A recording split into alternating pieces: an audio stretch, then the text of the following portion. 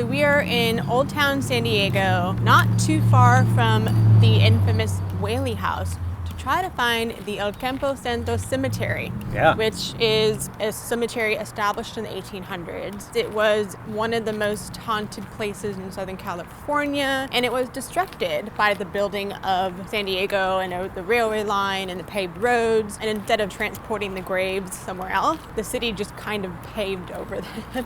Yeah, we're coming in the back way here, it looks like. So what we're about to see is what's left of it. Here we go.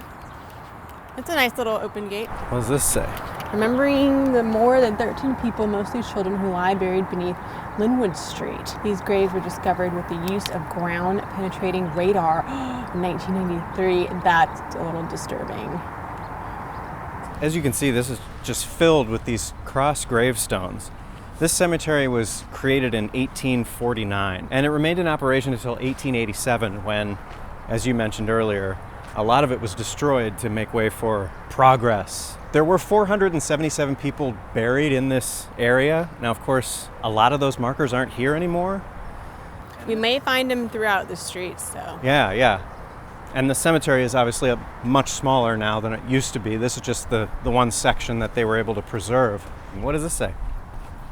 Adelaide Serrano de Hayes died April 1st, 1872, 28 years old. People didn't live long back then. But still, that's a very old marker. It looks like it's been updated though. 1878. Some of these have fences around them, which is interesting. I guess so that you can't walk over their graves. This is supposed to be a very haunted grave site, so I wouldn't want to be walking over anybody's graves around here. They're already mad that their friends were plowed over. These people all died in the late 1800s. All of them. Very old. It's in very good shape, this cemetery, considering. I'm sure it's had some work done, but it's still here. Some of it. The Holyfield, aka the cemetery that we're in, is a National Historical Landmark, which is good because that means that no one can do any further damage as far as destructing it or tearing it down. But over here I did see it is the grave marker of James W. Robinson, aka Yankee Jim. It's believed that he was hung not too far from here, and his ghost is one of the most infamous ghosts of the Whaley House. Oh. So we're in the same neighborhood of Mr. Yankee Jim here. Yeah. I like how no two markers are the same. Everything's very different. I want to see some of those markers in the sidewalk.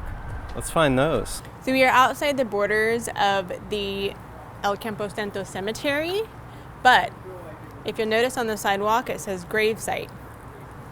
That's because this must have been one of the bodies that they found using ground penetrating radar. Right. So where there's a marker is most likely where they found a body, but they didn't have any information on it because it was paved over or destroyed, etc., etc.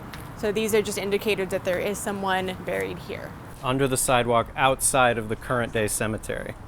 That's crazy. So this is one way that they found a way to preserve the memory of those who were buried there at some point. I wonder if there are any, like, as far away as across the street. There probably are, and I imagine there's probably so many more that they haven't found. You can't go that fast in Old Town. Yeah, I'm sorry, San he was Diego. really going fast. I Wow. was thinking maybe the police were chasing him or something. It's a little eerie to think that you're just walking walking down the quaint streets of Old Town and you're probably standing on someone's grave. Yeah. I mean, 477 bodies is not a small number. That's not a small number, and this is not a big area. Right. So, if you're ever in the San Diego area, be sure to stop by El Campo Santo Cemetery. It's a pretty spooky place. And watch where you walk. Watch where you walk.